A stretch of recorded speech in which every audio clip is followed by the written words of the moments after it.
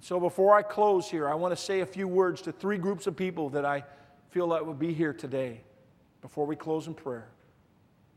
I want to say a word to the family here at Hilltop.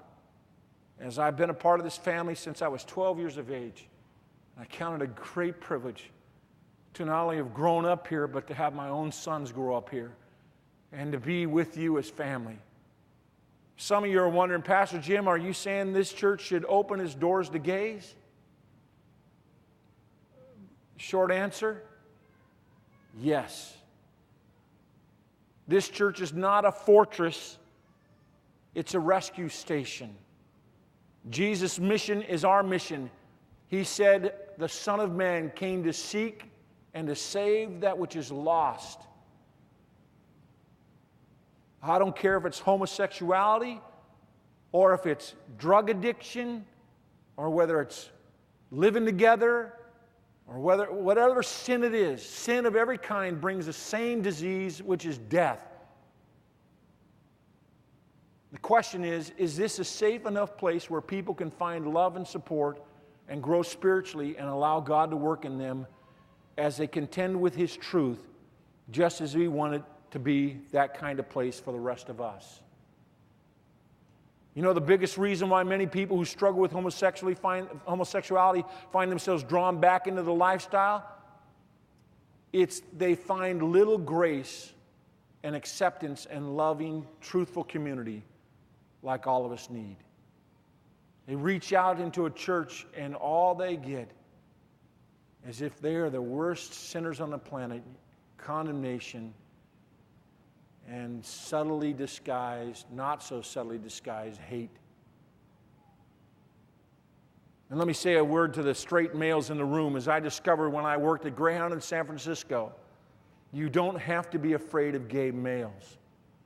Part of the journey for those attempting to come out of the lifestyle is learning to relate properly to people of their own sex.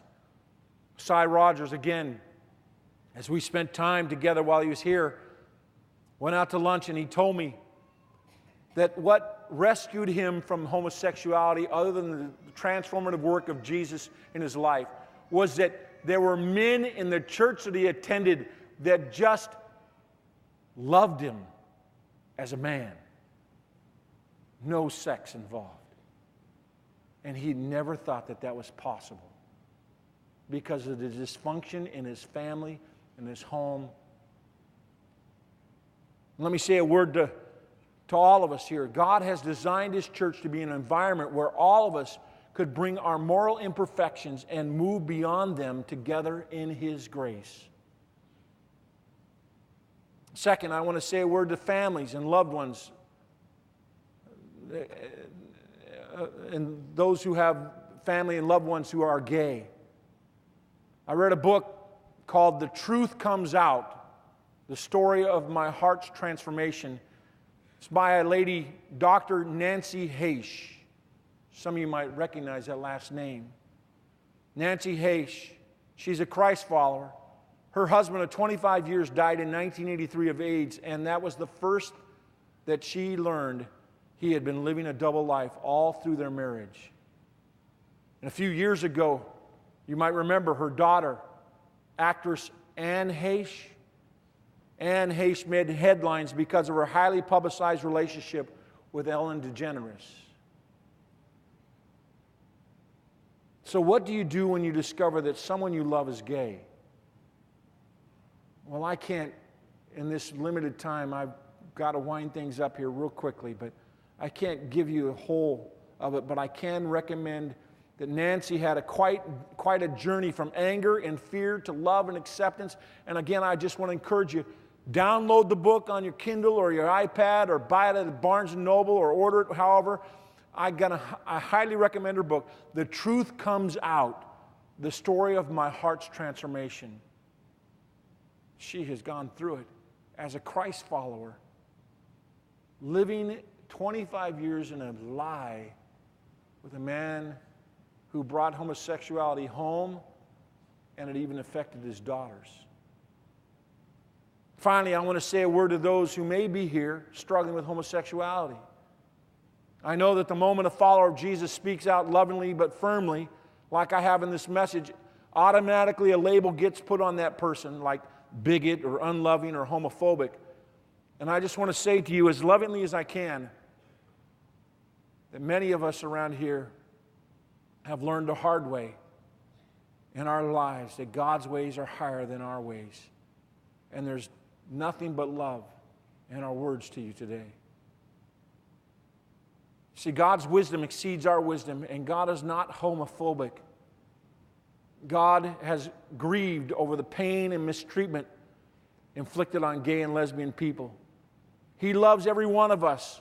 We're all people made in His image, and it's not that we're homophobic. It's not that we're intolerant. It's not that we're unloving. It's just that we've learned that God's plan for sexuality makes our lives so much better when we cooperate with it. Whether it's homosexual or heterosexual. Many of you have endured great anguish because you've believed the lie that the devil's thrown out. Test drive the relationship. Cohabitate. There are no consequences. And emotional wreckage just follows you. You know what I'm talking about. Whether it be heterosexual or homosexual. I just want you to know that you matter to God, and you matter to me, and you matter to this church. You matter. And because of a cross, and because of a loving God, and an extender of grace named Jesus, there's hope for you, and there's hope for all of us. And that's my prayer for this church and for this community. And again, as I told the pastors that I was golfing with this past week, that I felt God leading us to talk about this topic, and they looked at me like I was nuts. I have been praying all week long, saying, Lord, please, if we don't talk about this within the church, then we let the world define us. The world tells everybody what's truth, and they have no idea what's really true.